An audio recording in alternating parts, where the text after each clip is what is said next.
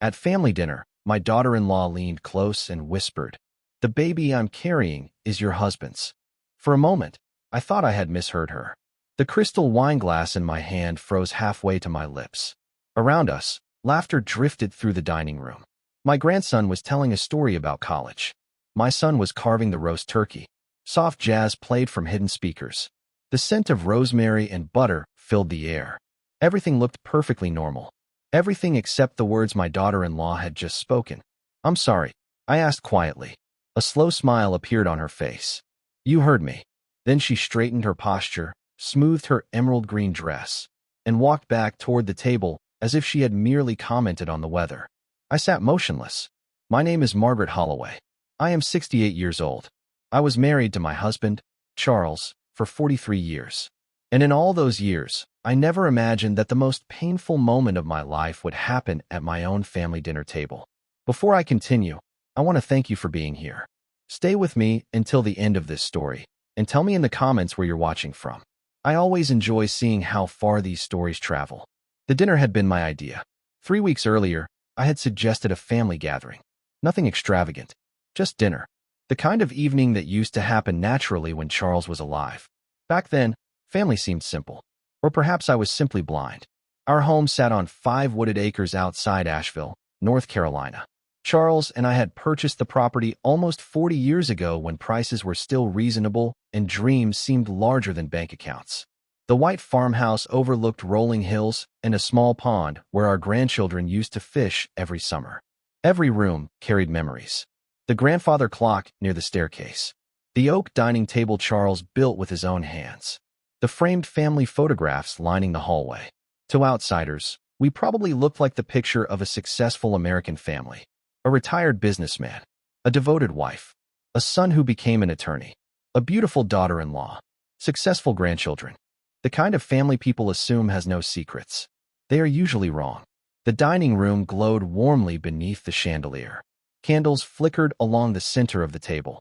I had spent most of the afternoon preparing everyone's favorite dishes. The turkey was perfectly roasted. The mashed potatoes were creamy. The homemade rolls had risen beautifully. I even baked Charles's favorite pecan pie. A silly habit. He had been gone for nearly 2 years. Yet I still found myself setting aside things he would have loved. Grief changes shape as time passes. It never disappears. It simply learns how to sit quietly beside you. "Mom, everything looks amazing," my son Daniel had said when he arrived. I smiled. "Thank you." His wife, Vanessa, followed behind him. She carried a bottle of expensive wine and kissed my cheek. "You outdid yourself again, Margaret." Her voice sounded warm. Convincing. It usually did. For years, I believed Vanessa was exactly the daughter I never had. Polite, elegant, attentive, always knowing the right thing to say, at least when other people were watching. Dinner began pleasantly enough. Conversation flowed easily. My grandson Ethan discussed graduate school applications. My granddaughter Lily talked about her new apartment. Daniel shared stories about work. Everyone laughed. Everyone smiled. And for a little while, I allowed myself to believe that perhaps the difficult years following Charles's death were finally behind us. Then Vanessa touched my shoulder. "Margaret, could I speak with you for a moment?" I assumed she needed help in the kitchen. Instead, she guided me toward the sideboard near the window. Far enough away that nobody else could hear. Close enough that we remained visible. It was the perfect distance for delivering a secret. That was when she leaned in. That was when she whispered those words. "The baby I'm carrying is your husband's." Even now, remembering it makes my stomach tighten. Not because I believed her immediately, but because of the certainty in her voice. There was no hesitation, no nervous laughter, no sign she was joking. Only confidence. Dangerous confidence. When she returned to her seat, she lifted her wine glass and smiled across the table at my son. Daniel smiled back, completely unaware. Or so I thought. I looked toward the empty chair that had belonged to Charles. The chair nobody used anymore. The chair I still couldn't bring myself to move. My pulse hammered in my ears. Surely this was impossible. Charles had been gone for almost 2 years. Vanessa was 36. She and Daniel had been married for 12 years. Nothing about her statement made sense. And yet, something about the way she said it refused to leave my mind. I forced myself back to the table. I sat down carefully.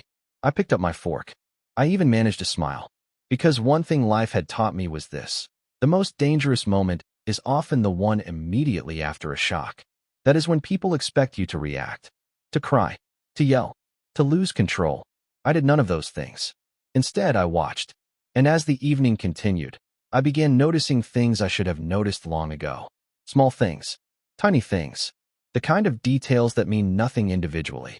But together they begin forming a picture I was not yet ready to see. By the time dessert was served, I knew one thing with absolute certainty. Vanessa had not whispered those words by accident. She wanted me to hear them. She wanted me unsettled. She wanted me afraid. What she didn't know was that Charles had left behind more than memories. Much more. And before this story was over, a truth hidden for years would come into the light. A truth that would change every relationship in our family forever. As I cleared the dinner plates and listened to my family laughing in the next room, I looked once more at Charles's empty chair. For the first time since his death, I found myself asking a question I never thought I would ask. Who was my husband really? And why did my daughter-in-law seem so certain that I didn't know the answer? Margaret Holloway, 68 years old, widowed for nearly 2 years, and sitting alone in my kitchen at 1:30 in the morning, staring at a cup of coffee that had long since gone cold. I hadn't slept, not even for a minute. Vanessa's words kept replaying in my head, over and over, like a song I couldn't turn off. The baby I'm carrying is your husband's. The sentence made no sense. Charles was gone. His funeral had taken place 22 months earlier. I had stood beside his casket. I had held his hand during his final days. I had signed the paperwork, chosen the flowers, thanked the mourners, buried my husband. There was no room for confusion, no room for misunderstanding. And yet something about Vanessa's confidence unsettled me. People joke, people lie, people exaggerate. But Vanessa hadn't sounded like someone making a joke. She had sounded like someone delivering a message she wanted me to carry home. And she had succeeded. I pushed away from the kitchen table and walked through the dark house. The old farmhouse creaked softly beneath my feet. It always did at night. Charles used to call it the house settling. He said every old home had its own language. After 40 years, I knew every sound, every creak, every groan, every shifting board. The silence after losing him had been the hardest adjustment. 43 years is a long time to share a life with someone. You learn their routines, their habits, the way they clear their throat before speaking, the way they leave cabinet doors slightly open, the way they always know where the flashlight is. Then one day they're gone, and the absence becomes another resident in the house. I stopped outside the study, Charles's study. The room looked exactly as he had left it. Most people thought it was strange. Maybe it was. But grief doesn't follow schedules. I opened the door. Moonlight spilled through the window. His desk sat against the far wall. Bookshelves lined the room. Family photographs stood neatly arranged beside an old brass lamp. I walked to the desk and sat down. For a moment, I simply looked around. The room still smelled faintly of cedar and aftershave. It was probably my imagination, but I didn't mind. Some illusions are comforting. My eyes drifted toward a photograph. Charles and I, taken on our 40th wedding anniversary. We looked happy. We were happy. At least I believed we were. The thought brought a familiar ache to my chest. Because despite everything that had happened, after his death, I had never doubted one thing. Charles loved me. That certainty had carried me through the worst days. The funeral, the paperwork, the loneliness, the endless stream of people telling me how strong I was. People love telling widows they're strong, usually because they don't know what else to say. I reached for the photograph, then paused. A memory surfaced unexpectedly. 3 years before Charles died, we had attended a charity gala in downtown Asheville. One of those formal events with expensive wine and silent auctions. I remembered stepping away to greet an old friend. When I returned, I found Charles speaking with Vanessa. Nothing unusual about that. She was family. But I remembered how quickly the conversation ended when I approached. At the time, I thought nothing of it. Now the memory felt different. Sharp. Uncomfortable. I set the photograph down. No, I wasn't going to do this. I wasn't going to rewrite 43 years of marriage because of one cruel statement. That would be foolish. Dangerous. Exactly what Vanessa wanted. I stood and walked toward the bookshelf. Charles had always been organized. Meticulous, really. Every document had a place. Every receipt. Every contract. Every tax return. Daniel often joked that his father could locate a utility bill from 20 years ago faster than most people could find their car keys. The joke wasn't far from the truth.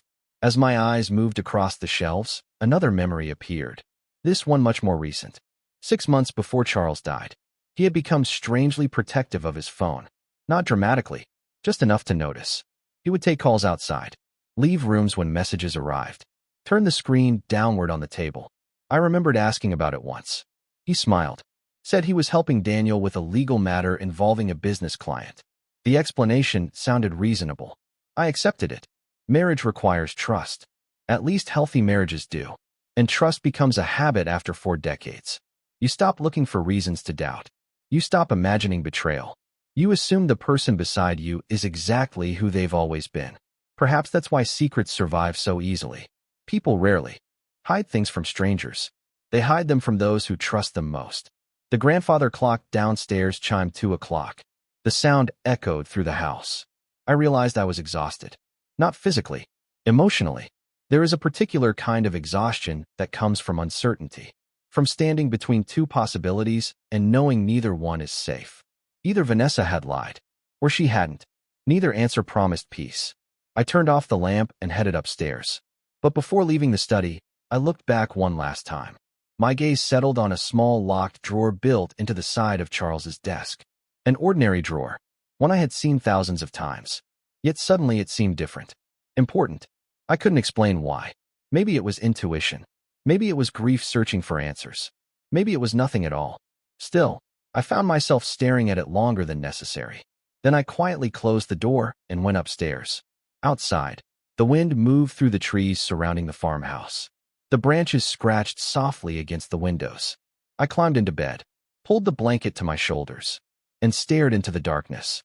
Sleep never came, because deep down, beneath the confusion and disbelief, another feeling had begun to grow.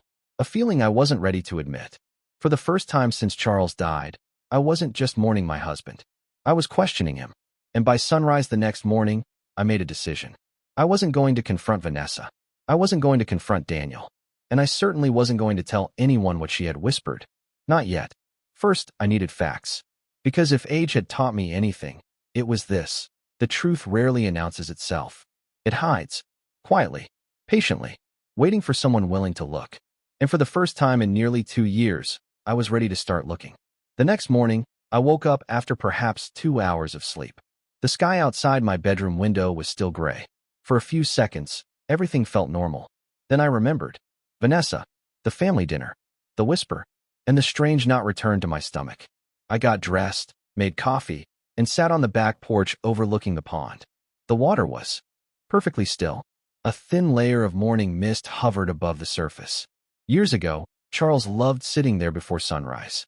He said the world felt honest in the early morning. No noise, no distractions, just truth. I used to laugh when he said things like that. Charles always had a way of turning ordinary moments into life lessons. That was one of the reasons people liked him. People trusted him, including me, especially me. By 8 o'clock, I had made a decision. I wasn't going to sit around imagining possibilities. I needed something solid, something real. So I started with the simplest question. Why would Vanessa say something like that? Not whether it was true. Not yet. Just why. What was her goal? Because people rarely drop a bomb into a family gathering without a reason. The timing bothered me almost as much as the words themselves. If she wanted to hurt me, she had succeeded. If she wanted attention, there were easier ways. If she wanted money, there were smarter strategies. No, this felt deliberate, calculated, as if she wanted me thinking about something, or perhaps wanted me distracted from something else. The thought lingered as I cleaned the kitchen. Around 10 o'clock, my phone rang. Daniel. I stared at his name for a moment before answering.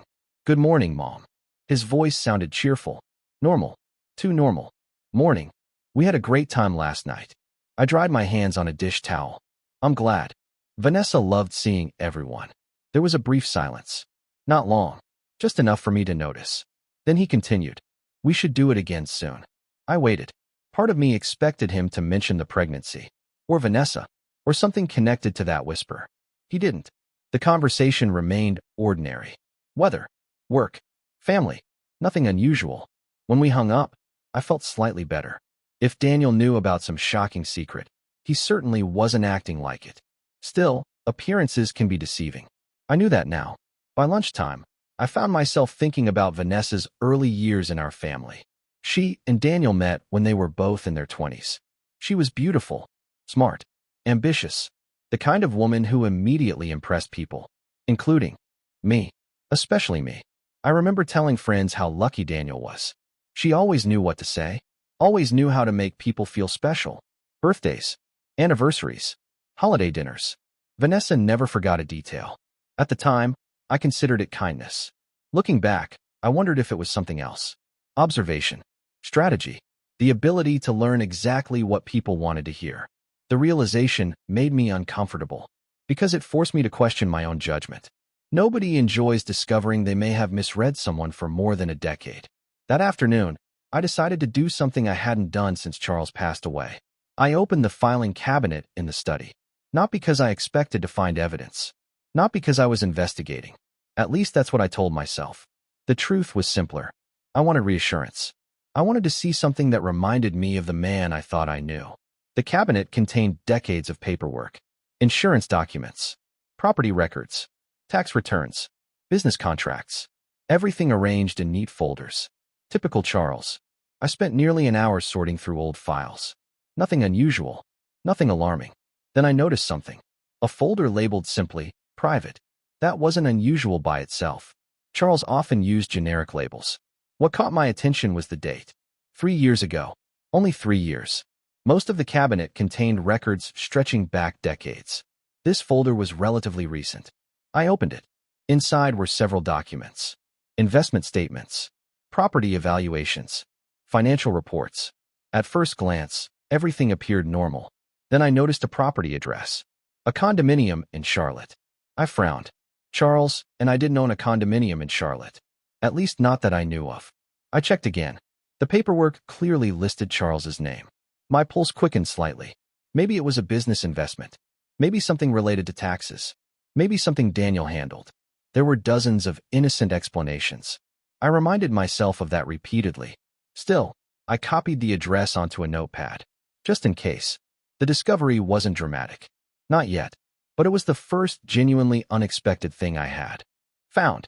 And unexpected things have a way of leading to larger discoveries. I returned the documents exactly where I'd found them. Then I closed the cabinet. The house suddenly felt different. Not threatening. Not dangerous. Just unfamiliar.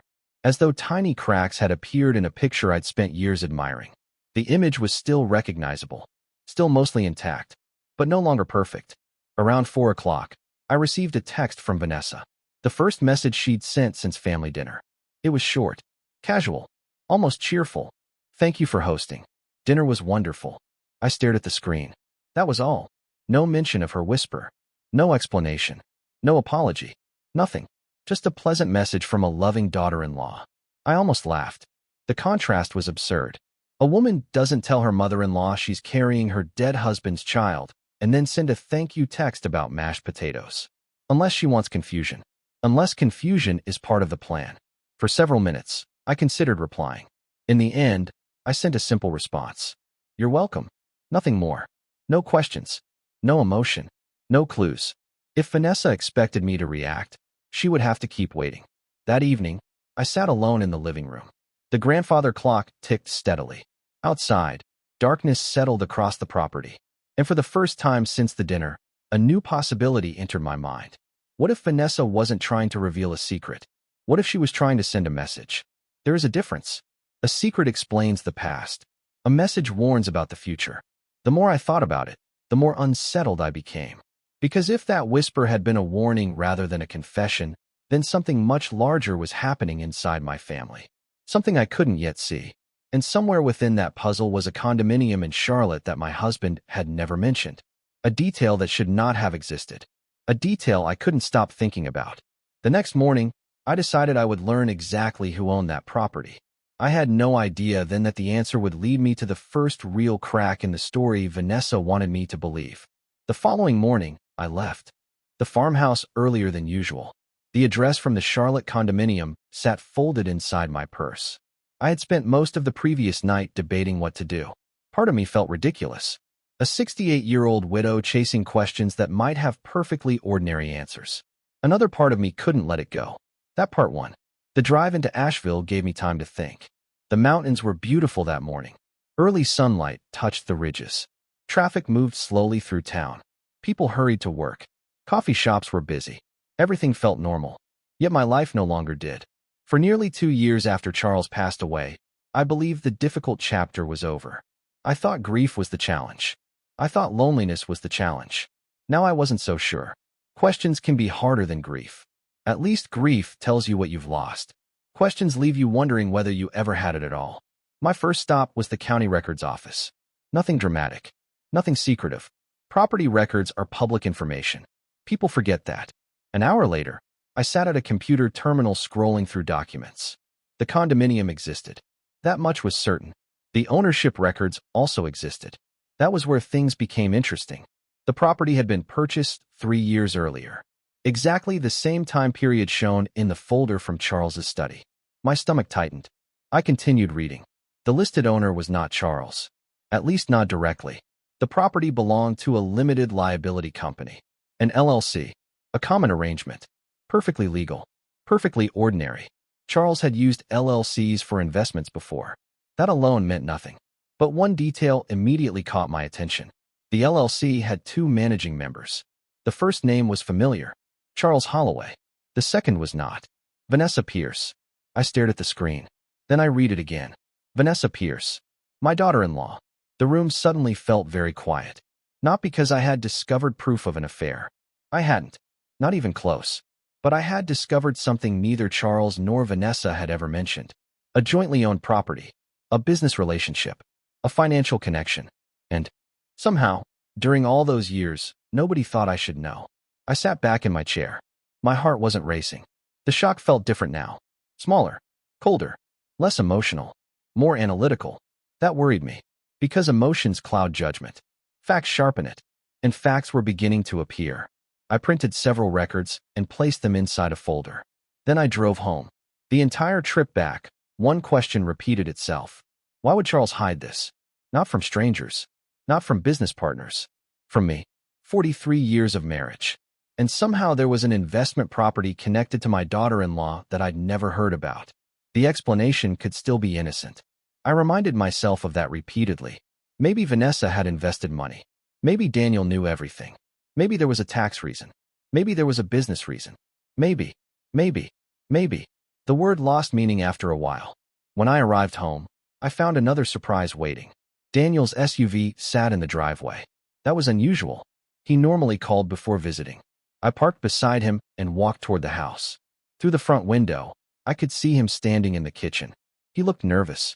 The moment I stepped inside, I knew something was wrong. "Mornin', Mom." His smile looked forced. I set my purse down. "Everything okay?" "Of course." He answered too quickly. A small thing, but noticeable. After decades of motherhood, you learn to recognize when your children are uncomfortable, even when they're grown attorneys. Especially then. We sat at the kitchen table. Daniel accepted a cup of coffee. Neither of us touched it. Finally, he cleared his throat. "Vanessa said you've seemed distracted since dinner." There it was. Not an accident. Not a casual visit. A mission. I kept my expression neutral. "I'm fine." He nodded. "Good." Then silence. Long silence. The kind people create when they're waiting for someone else to speak first. I wasn't interested in helping him. Eventually, he tried again. "She worries about you." I almost smiled. The statement felt absurd. The woman who whispered that poison into my ear was suddenly concerned about my well-being. Interesting. Very interesting. "That's thoughtful," I said. Nothing more. Daniel studied my face. I could almost see the questions behind his eyes. Did she tell her? Does she know? How much? The realization arrived slowly. Then all at once. Daniel wasn't there to check on me. He was there to measure damage. The thought should have made me angry. Instead, it made me alert. For the first time since family dinner, I began wondering whether Daniel knew more than he appeared to know. The conversation lasted another 20 minutes. Weather, family, work, nothing important. When he finally left, I stood by the window and watched his SUV disappear down the gravel road. Then I returned to the kitchen table. A single detail refused to leave my mind. Daniel never once asked why I seemed distracted. Not directly. almost as if he already knew the reason, almost as if someone had already told him. I opened my purse and removed the property records. The papers spread across the table. Charles's name, Vanessa's name, the Charlotte condominium, the LLC, the dates. I studied them again. This time another detail caught my attention. A mailing address. Not the condominium itself. A separate address used for business correspondence. The address belonged to a law office in Charlotte.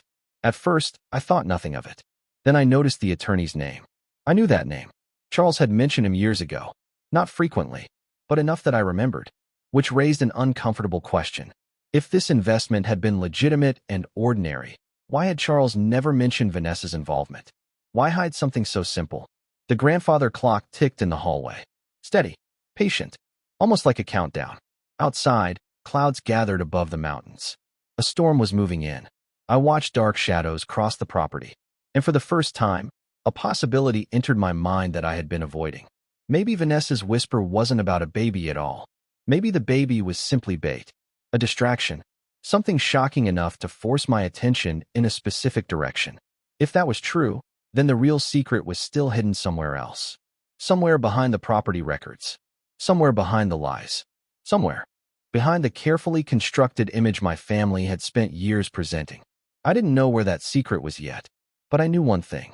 People don't create hidden financial connections unless they have something worth hiding. And whatever Charles and Vanessa had hidden together, I was getting closer. Much closer than either of them realized. The storm arrived just after midnight. Rain struck the farmhouse windows in steady waves. Wind pushed against the old walls. Branches scraped across the roof. Normally, weather like that helped me sleep. Not that night. I sat in Charles's study again. The property records remained spread across the desk. Beside them sat a yellow legal pad filled with notes. Names, dates, addresses, questions. So many questions. I wasn't trying to prove anything anymore. I was trying to understand. That felt different. The woman sitting in that study wasn't a jealous wife. She wasn't an angry widow. She was simply someone looking for the truth. And the truth rarely arrives all at once. It comes in pieces. Small pieces. Fragments that seem unrelated until they suddenly aren't. Around 1 a.m, I found myself staring at the business correspondence address listed on the LLC paperwork. The law office in Charlotte. I knew I had heard the attorney's name before. The memory lingered just out of reach. Like a song you almost remember. Then it came to me. A charity event. 5 years earlier. Charles had introduced me to several business associates. One of them had been an attorney from Charlotte. The same man. At the time, I paid little attention. Legal conversations bored me. I preferred talking to people rather than contracts. Now I wished I had listened more carefully. The next morning, I called an old friend. Her name was Susan. We had known each other for nearly 30 years. Susan had spent most of her career working in commercial real estate.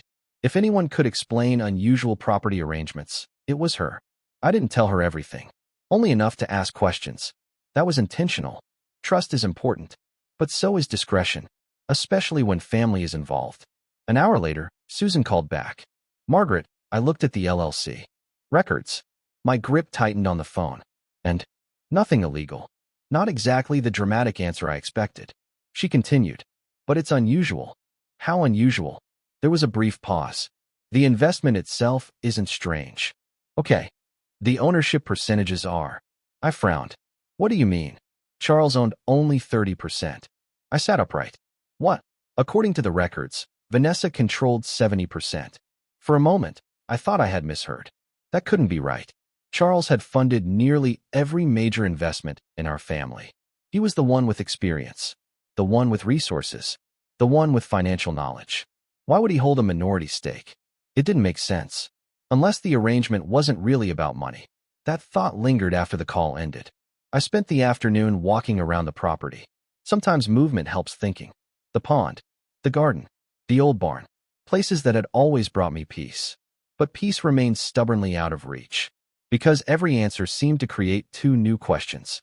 Late that afternoon, another memory surfaced. This one felt different. Important. 3 years ago. The same period connected to the condominium. Charles had started making regular trips to Charlotte. Not frequently. Maybe once every month or 2. His explanation had always sounded reasonable. Investment meetings. Property evaluations. Business opportunities. The sort of things retired businessmen discuss. I never questioned it. Why would I? We had spent decades trusting one another. Trust becomes automatic after a while. Like breathing. You stop noticing it. Until someone gives you a reason to. The realization stayed with me through dinner. A simple meal. Soup and crackers. Nothing fancy. The farmhouse felt larger than usual. Lonelier. After dark, I carried a cup of tea into the living room. The grandfather clock ticked steadily. Its rhythm had comforted me for years. Now it sounded almost like a reminder. Time. Patience. Observation. The same principles Charles had always preached. Ironically, those principles were now helping me investigate him. The thought wasn't lost on me. Around 8 o'clock, my phone buzzed. A text from Vanessa. Again. Hope you're doing well. That was all. 5 words. Completely harmless. Completely ordinary. And somehow more unsettling than the original whisper. I stared at the message. Why the sudden interest? For 12 years, Vanessa rarely texted without a reason. She wasn't rude. She simply wasn't the type to send casual messages. Everything she did had purpose. Everything. Including this. Especially this. I responded exactly as before. Thank you. I'm doing fine. Nothing more. A few seconds later, 3 dots appeared. Then disappeared. Then appeared again. Finally, a message arrived. I'm glad. That was it. No questions. No conversation. Just enough contact to establish a connection. And then silence. I set the phone down. The exchange confirmed something I had begun suspecting. Vanessa was watching me. Not physically. Emotionally. She wanted to know whether her whisper had worked. Whether I was frightened. Confused. Unstable. What she didn't know was that confusion had started turning into clarity. Slowly. Very slowly. But it was happening. The next breakthrough arrived the following morning. Completely by accident. I was organizing a drawer in the study when I found an old envelope tucked between 2 folders. At first, I almost threw it away. Then I noticed the postmark. Charlotte. 3 years ago. My pulse quickened. Inside was a single receipt. Nothing dramatic. Just a receipt from an upscale restaurant. The kind of place Charles occasionally enjoyed. Normally, that wouldn't matter. Except for one detail. The reservation listed 2 guests. Not 1. 2. I stared at the paper. The date matched one of Charles's Charlotte trips. The same period connected to the condominium. The same period connected to Vanessa. Again, none of it proved anything. A business dinner could involve 2 people. Friends could share a meal. Investors could meet over steak and wine. The receipt wasn't evidence. But it was another piece. Another fragment. Another crack in the picture. I sat down behind Charles's desk. The receipt in one hand. The property records in the other. And suddenly I noticed something I had missed before. The dates. Not exact matches. But close. Very close. Every major document connected to the condominium seemed to appear shortly after one of Charles's Charlotte visits. The timing couldn't be ignored anymore. I wasn't looking at random events. I was looking at a pattern. A real pattern. And patterns tell stories. Sometimes they tell stories people desperately want hidden. Outside, sunlight poured across the property. The storm had passed. Everything looked bright, peaceful, normal. Yet sitting there in that study, I realized something that sent a chill through me. For days, I had been focused on one question. Was Vanessa telling the truth? Now a different question mattered more. Why did she decide to tell me now? Not 3 years ago. Not before Charles died. Not 6 months ago. Now. At family dinner. In front of everyone. The timing wasn't accidental. Of that much I was finally certain. Vanessa hadn't whispered that sentence to reveal the past. She whispered it because something was about to happen. And whatever that something was, I had a feeling it was coming very soon. The realization stayed with me for the rest of the week. Vanessa hadn't whispered that sentence because she suddenly felt guilty. She hadn't whispered it because she wanted to confess. And she certainly hadn't whispered it because she cared about the truth. No, she wanted something. The problem was figuring out what. 3 days passed. Then 4. Life appeared normal on the surface. I watered the garden, walked around the pond, answered phone calls, paid bills. The same routines that had filled my days since Charles died. But beneath those routines, my attention had changed. I was watching now. Listening. Not reacting. Watching. That distinction mattered. People reveal more when they think you've accepted the story they're telling. By Friday afternoon, I received another text from Vanessa. This one was different. Would you like to have lunch next week? Just the 2 of us. I read the message twice. Then a third time. For 12 years, Vanessa had rarely suggested spending time alone together. We were always cordial, always polite, but she was closer to women her own age. Lunch invitations were not part of our usual relationship, which meant this invitation wasn't really about lunch. It was about information. She wanted something. Again, I responded carefully. That sounds nice. Nothing more. Within seconds, she replied. Wonderful. Tuesday. I agreed, then set my phone down. The invitation confirmed my suspicions. She was checking on me, monitoring me, trying to determine how much I knew. What she didn't realize was that every move she made was becoming another piece of the puzzle. The following morning, I returned to Charles's study. For years, I had avoided spending long periods in that room. The memories were too heavy, too personal. Now it had become the center of my investigation. The desk, the filing cabinets, the shelves, everything felt different. I sat down and opened the locked drawer I had noticed several nights earlier. At first, I hadn't been able to locate the key. Then I remembered something. Charles never hid important keys. He disguised them. Sure enough, inside an old wooden cigar box, I found a small brass key taped beneath the lid. Classic Charles. I stared at it for a moment, then unlocked the drawer. Inside were several folders. A passport, old investment records, insurance documents. Nothing unusual. Then I found a small black notebook. My pulse quickened. It wasn't a diary. Charles wasn't the diary type. It was more like a planning notebook. Appointments, phone numbers, meeting notes, travel reminders. I flipped through the pages. Most entries were ordinary. Business lunches, golf outings, financial reviews. Then I noticed a recurring abbreviation. CP. The initials appeared repeatedly over a 3-year period. Dozens of times. Beside dates, meetings, travel schedules, restaurant reservations. Always the same initials. CP. I frowned. Who was CP? A business partner? An investor? A consultant? The notebook didn't explain, but the frequency caught my attention. Charles rarely met with anyone that often, particularly after retirement. I copied several dates onto my notepad, then continued reading. Halfway through the notebook, another detail appeared. A short handwritten note. Just 6 words. Keep Vanessa separate from Daniel. I froze. Then read it again. And again. The words didn't change. Keep Vanessa separate from Daniel. That was all. No explanation. No context. No names beyond theirs. Just one sentence. A strange sentence. A troubling sentence. I sat motionless in the quiet study. Outside, birds moved through the trees. The grandfather clock ticked in the hallway.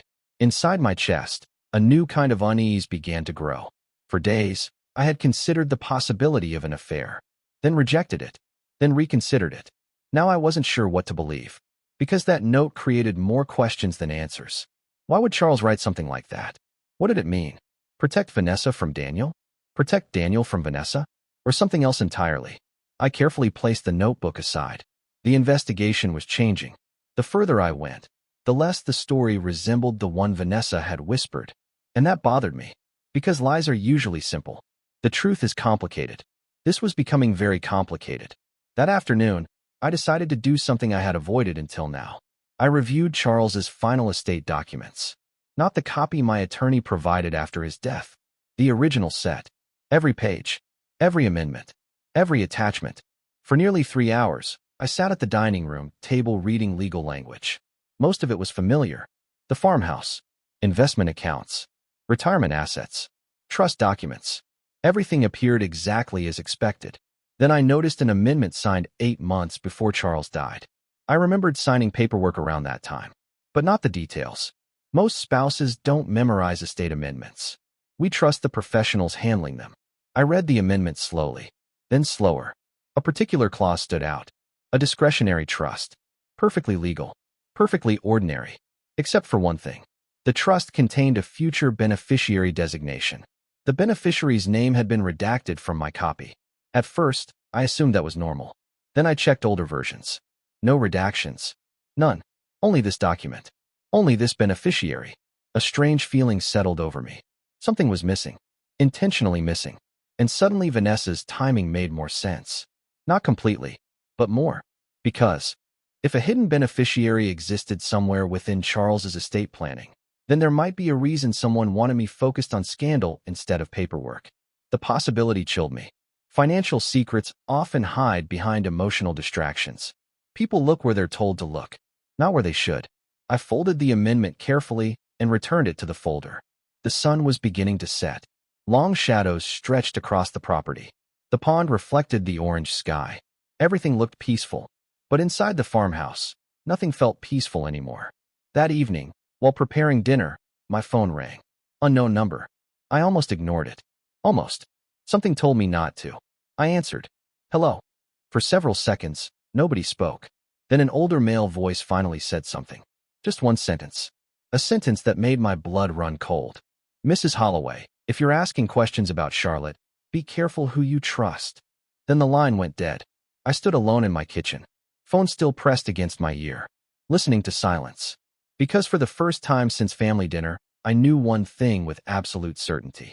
I wasn't the only person paying attention. Someone else knew I was getting closer, and they didn't want me to keep digging. I didn't sleep much that night, not because of the phone call, at least not entirely. What kept me awake was the realization that someone outside my family knew I was asking questions. That changed everything. Until then, I believed I was investigating a private family matter.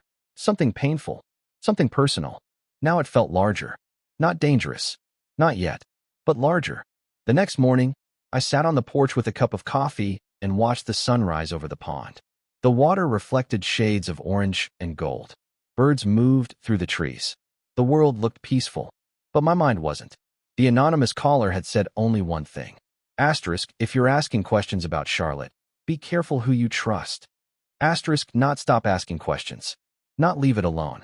Be careful who you trust. The wording mattered. People reveal more than they realize. And those words suggested something important. The threat wasn't Charlotte. The threat was trust.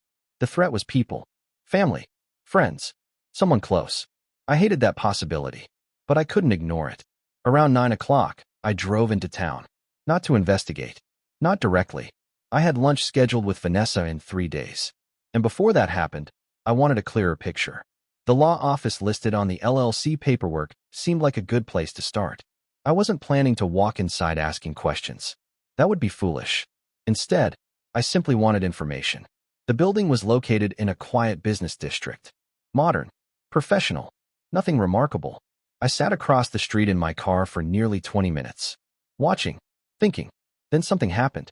A familiar SUV pulled into the parking lot. I immediately recognized it. Daniel's. My son climbed out and entered the building. Alone. I stared after him. Confused. Very confused. The law office was in Charlotte. The condominium was in Charlotte. The hidden LLC was connected to Charlotte. And now Daniel was visiting the attorney connected to all of it. Perhaps there was a perfectly reasonable explanation. There always could be. But reasonable explanations were becoming increasingly difficult to find. I remained parked for another half hour. Daniel eventually emerged carrying a thin file folder. He looked serious, focused, not like someone running an ordinary errand. I waited until he drove away. Then I went home. The entire drive back, one question repeated itself. How much did Daniel know? Until now, I had assumed Vanessa was the center of everything. The whisper, the strange texts, the hidden property connection. But what if that assumption was wrong? What if Vanessa wasn't directing the situation? What if she was simply part of it? The possibility unsettled me more than I expected. Because no matter what happened, Daniel was still my son. The little boy who used to fish in the pond. The teenager who helped his father repair fences. The young man who cried at his wedding. Mothers never stop seeing those versions of their children, even when evidence tells them they should. By the time I reached the farmhouse, another uncomfortable truth had emerged. I was no longer investigating Vanessa. I was investigating my family. That realization hurt, far more than I wanted to admit. The following day brought another surprise. Susan called again. Her voice sounded different, more cautious. Margaret, I found something else. I sat down immediately. What is it? The condominium. My stomach tightened. What about it? It was never occupied. I frowned. What do you mean? No utility usage. No resident records. No rental history. No long-term tenants. I stared through the kitchen window. That's impossible. It isn't. Susan paused. The property appears to have been purchased and maintained for years without anyone actually living there. The statement made no sense. Real estate is expensive, particularly in used real estate. Why would someone spend years paying taxes, fees, maintenance costs, and insurance on an empty condominium, unless the property served another purpose? The thought lingered. Uncomfortable. Persistent. Susan continued. Margaret, are you sure this is connected to what you're looking for? I considered lying. Instead, I answered honestly. No, because I wasn't sure. Not anymore. Every answer seemed to open another door, and every door led somewhere unexpected.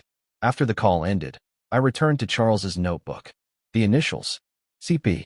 The mysterious meetings. The strange note about Vanessa and Daniel. I reviewed everything again. Slowly. Methodically. That's when I noticed something. One of the dates. A date I recognized immediately. My 65th birthday. 3 years ago. The notebook listed C.P. Charlotte. That same weekend, Charles had told me he was attending an investment conference. I remembered because I spent my birthday alone.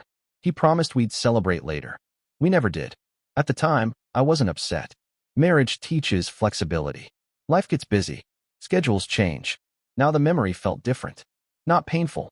Suspicious. A tiny shift, but an important one. I opened an old photo album stored in the study. Not because I expected evidence. Because I wanted context. Memories. Something concrete. Page after page revealed family gatherings. Holidays. Graduations. Vacations. Birthdays. Then I stopped. One photograph caught my attention. Family Christmas. 3 years ago. The exact period when the condominium was purchased. Everyone stood together near the fireplace. Charles. Daniel. Vanessa. The grandchildren. Me. Ordinary. Except for one thing. Vanessa wasn't looking at the camera. She was looking at Charles. And Charles was looking at her. It lasted only a second. A frozen moment. Probably meaningless. Most likely meaningless. Yet I couldn't shake the feeling. Because once doubt enters a memory, every detail changes. Every glance. Every smile. Every conversation. The danger isn't what you discover. The danger is what you begin imagining. I reminded myself of that repeatedly. Facts. Not assumptions. Facts. That evening, I prepared for lunch with Vanessa. Not emotionally. Strategically. For nearly 2 weeks, she had been trying to measure my reaction. Now I intended to measure hers. I wasn't going to accuse. Wasn't going to confront. Wasn't going to mention the property. Or Charlotte. Or the notebook. Or the anonymous phone call. I was simply going to listen. Because people often reveal themselves when they believe they're in control. And something told me Vanessa believed she was completely in control. What she didn't know was that the story she whispered at family dinner was beginning to fall apart. Piece by piece. And when we finally sat across from each other at lunch, I had a feeling she was about to reveal far more than she intended. Tuesday arrived with clear skies. The kind of beautiful spring morning that makes everything appear simple. Predictable. Safe. I knew better by then. At 11:30, I parked outside a small cafe in downtown Asheville. The restaurant overlooked a tree-lined street and catered mostly to professionals and retirees. Quiet. Respectable. Exactly the type of place Vanessa would choose. Public enough to prevent confrontation. Private enough for conversation. I arrived 10 minutes early. Old habit. Charles used to joke that I would arrive early for my own funeral. Perhaps he was right. I chose a table near the window and ordered iced tea. Then I waited. At precisely noon, Vanessa walked through the door. Elegant as always. Perfectly dressed. Perfectly composed. The kind of woman who attracted attention without appearing to try. She spotted me immediately. Her smile arrived before she reached the table. Warm. Friendly. Practiced. Margaret. She leaned down and kissed my cheek. Thank you for meeting me. Of course. I smiled politely. Nothing more. She sat down and adjusted her handbag beside her chair. For a few moments, we discussed ordinary things. The weather. The grandchildren. Community events. Anyone watching us would have seen 2 women enjoying lunch together. Nothing unusual. Nothing suspicious. But beneath the surface, an entirely different conversation was taking place. Not with words. With observation. I watched her, and I realized she was watching me too. Measuring. Evaluating. Looking for something. Fear. Anger. Confusion. Any sign that her whisper had succeeded. I gave her none. Eventually our food arrived. The conversation continued. Then Vanessa asked the first important question. How have you been sleeping? The question sounded innocent. But I noticed how carefully she asked it. How closely she watched my face afterward. I took a sip of tea. Pretty well. A lie. A deliberate one. She smiled. That's good. Then disappointment flashed across her expression. Only for a second. But I saw it. And suddenly I understood. She wanted me unsettled. Not devastated. Not destroyed. Unsettled. Enough to make mistakes. Enough to react emotionally. Enough to lose perspective. The realization changed everything. Because if someone wants you emotionally distracted, they usually don't care about your feelings. They care about your attention. Specifically, where your attention is focused. And where it isn't. For the next 30 minutes, I allowed Vanessa to lead the conversation. People reveal more when they believe they're controlling the discussion. Sure enough, she eventually steered us toward family finances. Not directly. Subtly. Almost elegantly. A comment about rising property taxes. A remark about estate planning. A story about a friend dealing with inheritance issues. Normal topics for people our age. At least on the surface. Then she said something. Interesting. Charles was always so organized. I nodded. Yes. He made sure everything was taken care of. Again, I nodded. He did. Her eyes lingered on mine. Just long enough. As if waiting for a reaction. Waiting to see whether I knew something. When none came, she continued eating. But I had noticed. And once I noticed, I couldn't stop noticing. The conversation kept circling back to the same themes. Assets. Property. Planning. Trusts. Not obsessively. Just enough to feel intentional. By dessert, I had become certain of one thing. This lunch wasn't about family. It wasn't about reconciliation. And it certainly wasn't about guilt. It was about information. Vanessa was gathering it. The question was why. The answer arrived unexpectedly. As we prepared to leave, Vanessa excused herself to the restroom. I remained at the table. Alone. A few moments later, her phone vibrated. She had left it beside her plate. The screen lit up briefly. I had no intention of looking. Then I saw the name. Daniel. The preview message appeared before disappearing. Only a few words. But enough.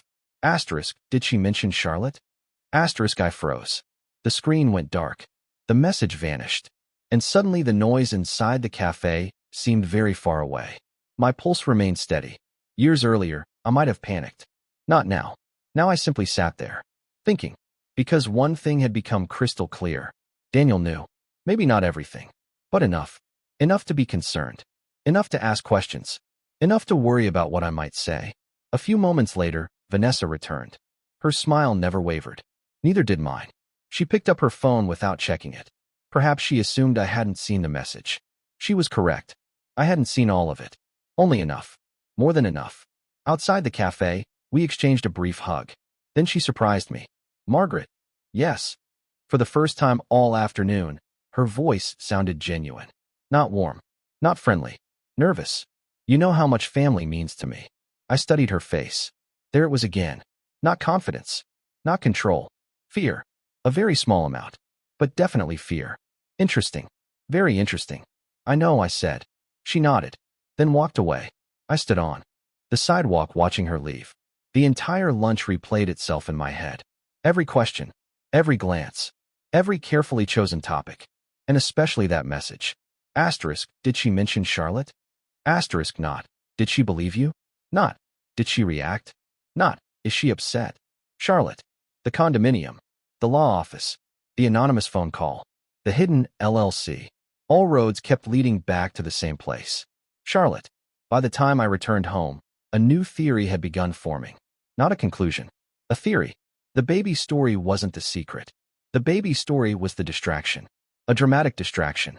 Designed to keep me focused on scandal while something else remained hidden. Something connected to money. Or property. Or both.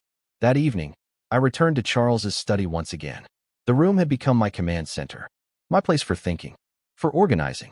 For understanding. As the sun disappeared beyond the hills, I spread every document across the desk. Property records. The notebook. The restaurant receipt. The trust amendment. My notes. Everything. And for the first time, a pattern emerged that I should have seen earlier. Every unusual event. Every hidden document. Every strange conversation. Every secret. Began approximately 3 years ago. The same year the Charlotte condominium was purchased. The same year Charles started traveling more frequently. The same year the initials CP first appeared in his notebook. 3 years. Not 10. Not 20. 3. Which meant whatever happened had a beginning. And if it had a beginning, It probably had a reason. I stared at the papers for a long time. Then I noticed something I had somehow overlooked. A date. One specific date. A date that appeared in multiple places. The notebook. The LLC records. The trust amendment. The same date. Again and again. And when I finally realized what that date represented, I felt a chill move through me. Because it wasn't connected to a business deal, or a property purchase, or an investment meeting. It was connected to a funeral that changed everything. And suddenly I knew exactly where I needed to look next. That night, I barely touched my dinner. The date kept replaying in my mind. The same date appeared in the notebook, the LLC documents, the trust amendment, again and again. And now I finally remembered why it mattered. It was the date of a funeral, not Charles's funeral, another funeral, one that most people in our family had nearly forgotten. But I hadn't, because I attended it. The funeral belonged to Charles's older business partner, a man named Peter Collins. Suddenly, the initials made sense. C.P. Collins, Peter, or perhaps Peter Collins. Either way, I finally had a real name. Not just letters on a page. A person, a connection, a place to start. The next morning, I drove into town and stopped at the local library. Not because I expected dramatic answers. Because older records often hide in ordinary places.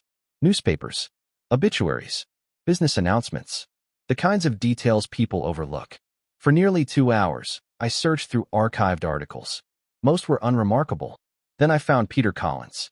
The article was small, just a local business notice. Peter Collins had built a successful commercial real estate company throughout western North Carolina. Nothing unusual. What caught my attention was something else. His obituary mentioned only one surviving child, a daughter, Claire Collins. I wrote the name down. Then I continued reading. A second article appeared, several months after Peter's death. The headline discussed the sale of multiple commercial holdings belonging to the Collins estate. Again, nothing unusual, except one sentence. The estate assets had been partially managed through a private advisory group that included Charles Holloway. I stared at the article, then read it again. Charles had never mentioned serving as an advisor to the Collins estate. Not once. That didn't prove deception, but it fit the pattern. Another hidden connection. Another unexplained relationship. Another piece of a puzzle nobody wanted me assembling. By lunchtime, I had accumulated an entire page of notes. Peter Collins, Claire Collins, the estate, Charlotte, the condominium, Charles, Vanessa. The names were beginning to form a network. Not a complete picture, but a network. And networks matter, because secrets rarely exist alone. They connect. One secret protects another, then another, then another. By the time I returned home, I felt something I hadn't felt in weeks. Direction. For the first time, I wasn't wandering through random clues. I had a path, and that path led directly to Peter Collins. The following afternoon, another unexpected event occurred. Daniel called. Not unusual, but the conversation was. After a few minutes of small talk, he suddenly asked a question. Have you been going through Dad's records? The silence that followed felt enormous. I kept my voice calm. A few things. Oh, nothing more. Just that. Oh, but the question itself told me everything. He knew. Not necessarily what I had found, but he knew I was looking, which meant somebody had told him, or he was worried enough to assume it. Neither possibility comforted me. The conversation ended shortly afterward. As soon as I hung up, I wrote down the exact wording. Not because the question was important, because timing is important. People rarely ask random questions, especially attorneys, especially when they're nervous. That evening, I returned to the study. The room had become almost familiar again, not because of Charles, because of the investigation. The desk was covered with notes, folders, highlighted dates, property records, a widow's version of a detective board, only without the dramatic television music. Real-life investigations are much quieter, mostly paperwork, mostly patience, mostly waiting for facts to reveal themselves. I reviewed everything once more, and then I noticed something strange, something so obvious I couldn't believe I had missed it. The trust amendment, the hidden beneficiary, the date, 8 months before Charles died, the same period when the Charlotte activity increased significantly, the same period when the notebook became filled with references to CP, the same period when Vanessa suddenly appeared in multiple financial records. Not before, not years earlier. Then, only then, Whatever happened had accelerated during Charles's final year, which suggested urgency. People become urgent when deadlines approach, or when health declines, or when secrets risk exposure. The thought stayed with me long. After sunset, and around 9 o'clock, I made a decision. A difficult one. I called my attorney. Not to file anything. Not to accuse anyone. To ask questions. Careful questions. General questions. Hypothetical questions. The kind that reveal information without revealing your intentions. We spoke for nearly 40 minutes. Toward the end of the conversation, I mentioned something that had been bothering me. The hidden beneficiary. The redacted name. There was a pause. Then my attorney said something unexpected. "Margaret, that's unusual." My stomach tightened. "How unusual?" "Very." He explained that spouses are typically informed about major beneficiary designations when comprehensive estate planning occurs. Not always, but usually. Again, nothing illegal. Nothing scandalous. Just unusual. That word again. Unusual. I was beginning to hate that word. Every road seemed to end there. Nothing illegal. Nothing proven. Just unusual. Yet when enough unusual things gather together, they eventually become something else. A pattern. A story. The truth. After the call ended, I walked outside. The air was cool. The mountains stood dark against the night sky. The pond reflected the moon. Everything looked exactly as it always had. But I knew better now. Appearances can survive long after reality changes. Families are like that too. Sometimes the picture remains beautiful long after the foundation begins cracking. Standing there in the darkness, I thought about Vanessa. The whisper. The lunch. The text from Daniel that appeared on her phone. For days I had assumed she was the architect, the mastermind, the person controlling events. Now I wasn't so sure, because another possibility had emerged. A possibility I hadn't considered before. What if Vanessa wasn't directing the plan? What if she was protecting it? The distinction mattered. A lot. Because people protect secrets for different reasons. Loyalty, fear, money, love, guilt. And if Vanessa was protecting something, then eventually she would make a mistake. Everyone does. The question wasn't whether a mistake would happen. The question was when. As I turned toward the farmhouse, my phone buzzed. A new email notification. I almost ignored it. Then I noticed the sender. Claire Collins. Peter Collins's daughter. I had reached out earlier that afternoon, not expecting a response. Yet here it was. A reply. Short. Polite. Only one sentence. But it changed everything. Asterisk, Mrs. Holloway. I think we need to talk about what your husband was doing before he died. Asterisk, I stood frozen in the darkness, reading those words again and again, because for the first time since family dinner, someone outside my family was offering answers. And something told me those answers were about to change everything I thought I knew about Charles Holloway. I didn't sleep after reading Claire Collins's email. How could I? For nearly 3 weeks, I had been chasing fragments. A whisper at family dinner. A hidden condominium. Strange financial records. Anonymous phone calls. Pieces. Only pieces. Now, for the first time, someone seemed willing to discuss the whole picture. The next morning, I replied immediately. Claire responded within an hour. She suggested meeting in person. Not by phone. Not through email. In person. That alone told me the conversation would be important. People choose face-to-face meetings when they don't trust electronic records. Or when the truth is complicated. Perhaps both. 2 days later, I drove to Charlotte. The city felt different from Asheville. Larger. Faster. Less personal. The meeting was scheduled at a quiet restaurant near a business district. Not far from the condominium address. That detail didn't escape me. Neither did the fact that Claire had chosen the location. When I arrived, she was already there. Early 50s. Professional. Confident. She looked remarkably similar to the photographs I had found online. When she stood to greet me, I immediately recognized something else. Exhaustion. Not physical exhaustion. The kind that comes from carrying a burden for years. We ordered coffee. Neither of us touched it. Finally, Claire spoke. "Mrs. Holloway, I wasn't sure you'd contact me. I wasn't sure you'd answer." A small smile crossed her face. Fair enough. Then her expression changed. More serious. More careful. "I assume you've discovered Charlotte. Not the condominium. Not the LLC Charlotte. The city itself." Almost as if Charlotte represented something larger. I nodded. "A few things." Claire leaned back in her chair. For several seconds, she studied me. Perhaps deciding how much to reveal. Perhaps deciding whether I could handle it. Finally, she spoke. My father trusted Charles. The sentence surprised me. Not because of the words. Because of the emotion behind them. Claire wasn't angry. She sounded disappointed. There's a difference. A very important difference. Trusted him with what? I asked. She folded her hands.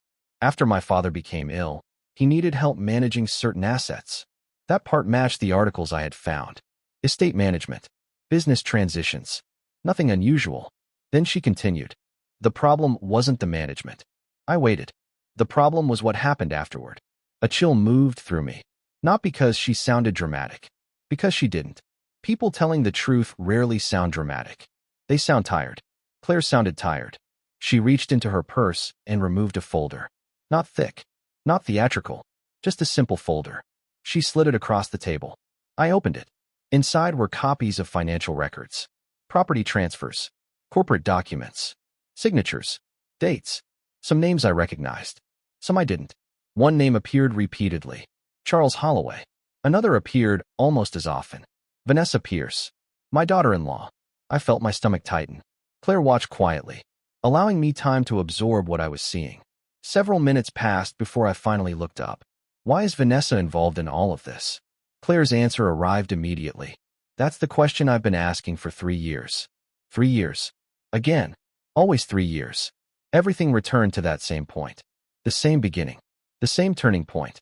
The same hidden chapter. I continued reviewing the documents. The pattern became clearer. Not completely, but clearer. The condominium wasn't an investment. At least not in the traditional sense. It had been used as a meeting location. A holding asset. A place connected to transactions that never appeared in family conversations. Or family records. I looked up. Are you saying Charles stole from your father's estate? The question felt harsh. Necessary, but harsh. Claire shook her head. No. Relief arrived. Briefly. Then vanished. Because she immediately added. I'm saying the money went somewhere it shouldn't have. That wasn't better. Not really. The distinction mattered legally. Not emotionally. I stared at the papers. My husband. The man I had loved for 43 years. The man I buried. The man I still missed every morning. And somehow, sitting in front of me were documents suggesting he had participated in something he never discussed. Something significant. Something hidden. For a long time, neither of us spoke. Finally, Claire broke the silence. There's something else. Those 4 words had become my least favorite phrase. Every discovery seemed to include something else. Another secret. Another surprise. Another missing piece. She removed a second document. This one looked familiar. Very familiar. I immediately recognized the format. Trust paperwork. Estate paperwork. The same type of document I had been studying at home. My pulse quickened. Claire pointed toward a section near the bottom. A beneficiary designation. I leaned closer. Then froze. Because I recognized the date. The same date from Charles's amendment. The same date from my notes. The same date connected to Peter Collins's funeral. Everything connected. Everything. For the first time. And then Claire said something that changed the entire investigation. Something I never expected to hear. Mrs. Holloway, I don't think the person you're looking for is Vanessa. The words hung between us. Heavy. Uncomfortable. Impossible. I stared at her. What do you mean? Claire hesitated. Not because she was uncertain. Because she was careful. Very careful. Then she answered. I think Vanessa was protecting someone. My mind immediately went to Charles. Of course it did. But Claire slowly shook her head. No. A knot formed in my stomach. Because suddenly there was only one other possibility. One. And I wasn't ready to consider it. Not yet. Not my son. Not Daniel. Claire seemed to recognize the realization on my face. She lowered her voice. Before you do anything, before you confront anyone, you need to understand something. I couldn't speak. I simply listened. Your husband made mistakes. The words hurt. But I stayed silent. However, Charles wasn't the person who benefited most. The restaurant suddenly felt very small. Very quiet. My heart pounded inside my chest. Because for the first time since family dinner, the story was shifting. Completely shifting. Vanessa. The whisper. The baby. The scandal. None of it sat at the center anymore. Something else did. Someone else did. And as I looked down at the documents spread across the table, I realized I was standing at the edge of a truth far more painful than anything Vanessa had whispered in my ear that night. A truth involving my own son. And deep down, before Claire said another word, I already knew my life would never be the same once I heard the rest. For several seconds, I couldn't speak. The restaurant around us continued normally. Servers carried plates. Coffee cups clinked softly. Conversations drifted between tables. Ordinary life continued. Yet my world had suddenly tilted. Not because Claire had accused Daniel. She hadn't. Not directly. But she had pointed me toward a possibility I had spent weeks avoiding. A possibility no mother wants to consider. Claire waited patiently. She wasn't trying to convince me. That mattered. People with agendas usually push. She didn't. She simply allowed the documents to speak for themselves. Finally, I found my voice. Tell me everything. Claire nodded slowly. Then she opened another section of the folder. Inside were records spanning nearly 3 years. Business filings. Transfer authorizations. Investment agreements. Nothing dramatic at first glance. The kind of paperwork most people never read. Which is exactly why so many important things remain hidden inside them. Claire pointed toward a series of signatures. These were prepared by your husband's advisory group. I recognized Charles's signature immediately. 43 years of marriage will do that. You learn every curve of a person's handwriting. Every habit. Every flourish. But there was another signature appearing repeatedly. Daniel Holloway.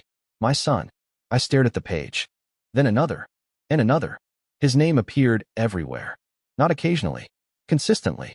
Not as a witness. Not as a casual participant. As someone directly involved. My chest tightened. Still, I forced myself to remain calm. Facts. Not assumptions. Facts. That rule had guided me this far. I wasn't about to abandon it now.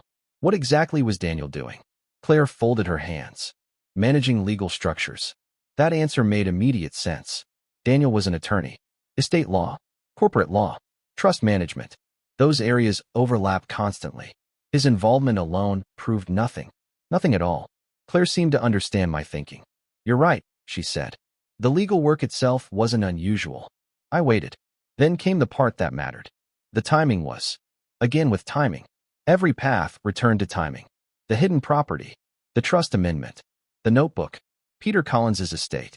Everything connected through timing. Claire slid another document toward me. A transaction summary. One date had been highlighted. I immediately recognized it. 8 months before Charles died. The same period when everything accelerated. The same period when secrecy increased.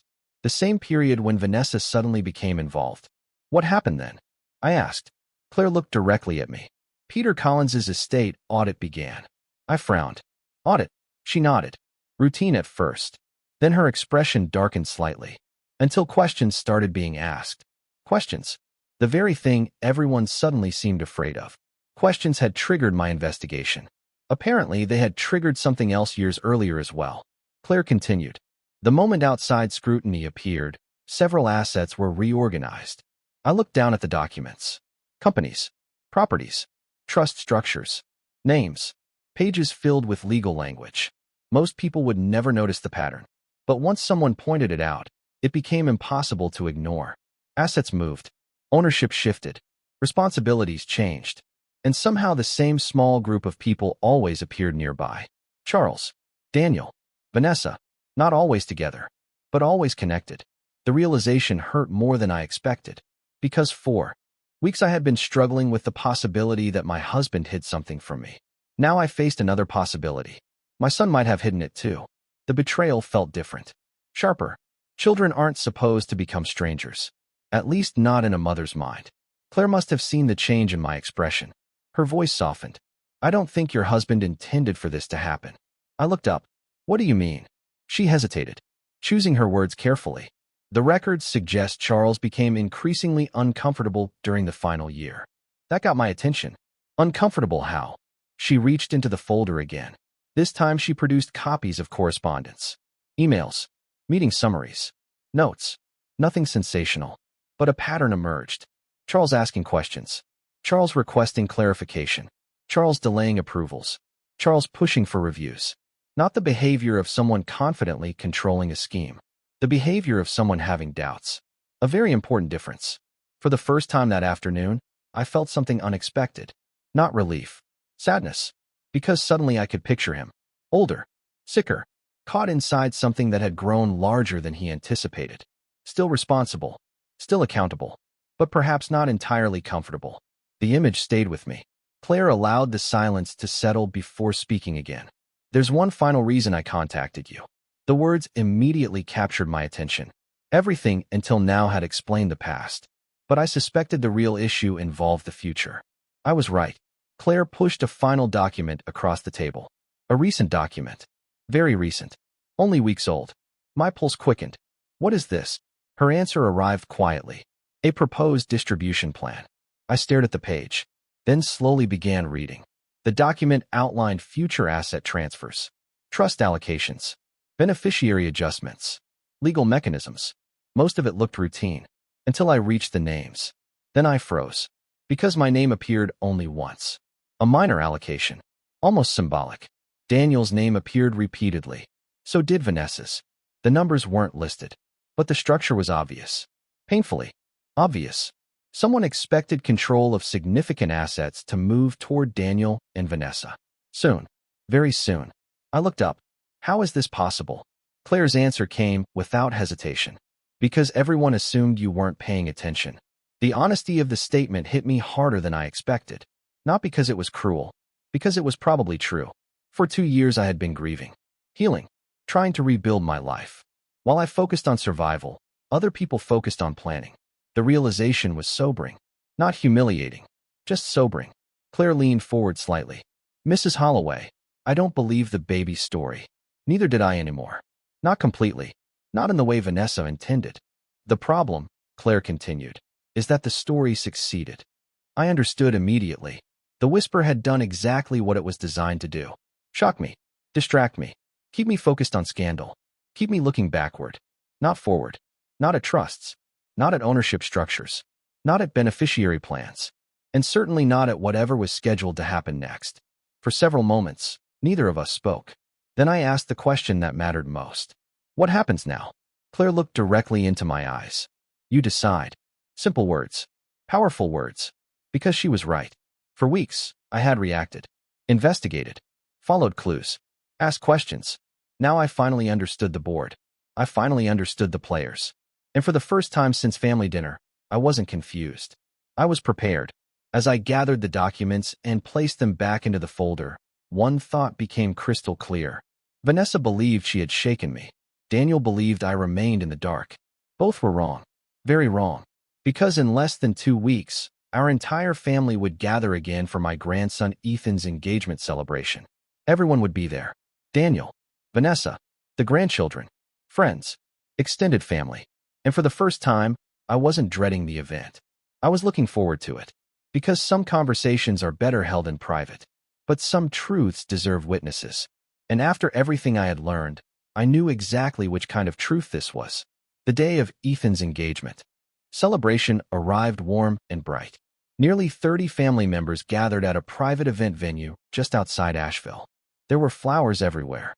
Music floated through the air. Laughter echoed across the patio.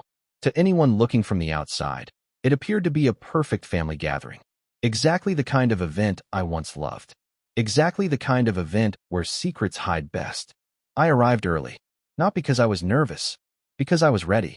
For the first time in weeks, I felt calm. The confusion was gone. The fear was gone. Even the anger had faded. All that remained was clarity. And clarity is a powerful thing. One by one, family members arrived. My grandchildren, friends, cousins, neighbors. Eventually Daniel appeared. Vanessa beside him. Both smiling. Both relaxed. Both completely unaware of what was coming. Or perhaps they believed they were prepared. Either way, neither of them looked concerned. That wouldn't last. The celebration began exactly as planned. Lunch was served. People shared stories. Photographs were taken. Toasts were made. For nearly 2 hours, I said very little. I simply observed. The way Vanessa laughed. The way Daniel constantly checked his phone. The way they occasionally exchanged glances. Small things. Meaningless to everyone else. Meaningful to me. Finally, Ethan stood and thanked everyone for attending. The room applauded. Champagne glasses lifted. People smiled. And then I rose from my chair. The room gradually grew quiet. Not because anyone expected drama. Because I was Ethan's grandmother. People assumed I wanted to give a blessing. In a way, they were right. I smiled at my grandson. Then at the rest of the room. I won't keep everyone long. A few people laughed. I continued. These past 2 years have taught me something important. The room remained silent. After losing Charles, I believe grief was the hardest thing a person could experience. I paused. Turns out, uncertainty is harder. Daniel's smile faded slightly. Vanessa remained perfectly still. I noticed both reactions, then continued. For several weeks, I've been asking questions. Now Daniel looked directly at me. The color had begun leaving his face. Just a little, but enough. I asked those questions because someone gave me a reason to. My eyes briefly met Vanessa's. Only for a moment. That was all I needed. Her expression changed instantly. Not panic. Recognition. She knew. She finally understood. I knew. The room had become completely silent. Nobody understood what was happening yet, but they knew something was happening. I carefully removed a folder from my handbag. The same folder Claire Collins had given me. The same folder that had changed everything. I discovered hidden property records. Silence. Hidden business arrangements. More silence. And trust documents that were never fully explained. Daniel looked down. The first crack. A small one. But real. I wasn't interested in humiliating him. That was never the goal. The goal was truth. Only truth. I turned toward my son. Daniel. His eyes lifted slowly. For a second, I saw the little boy he used to be. Then the grown man returned. The attorney. The strategist. The man who believed secrets could remain hidden forever. I'm not angry because mistakes were made. My voice remained steady. I'm angry because you let me grieve in ignorance. The words hit harder than shouting ever could. A tear appeared in Daniel's eye. He quickly looked away. No one spoke. Not even Vanessa.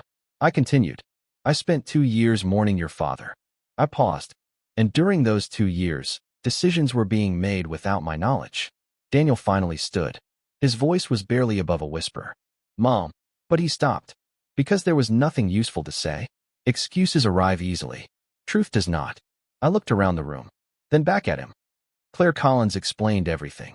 That name landed like a stone. Daniel closed his eyes briefly. Confirmation. No argument. No denial. Confirmation. For the first time, Vanessa spoke. Margaret. I turned toward her. She looked completely different now. Not confident. Not controlled. Simply tired. Very tired. And suddenly I understood something important. She was never the mastermind.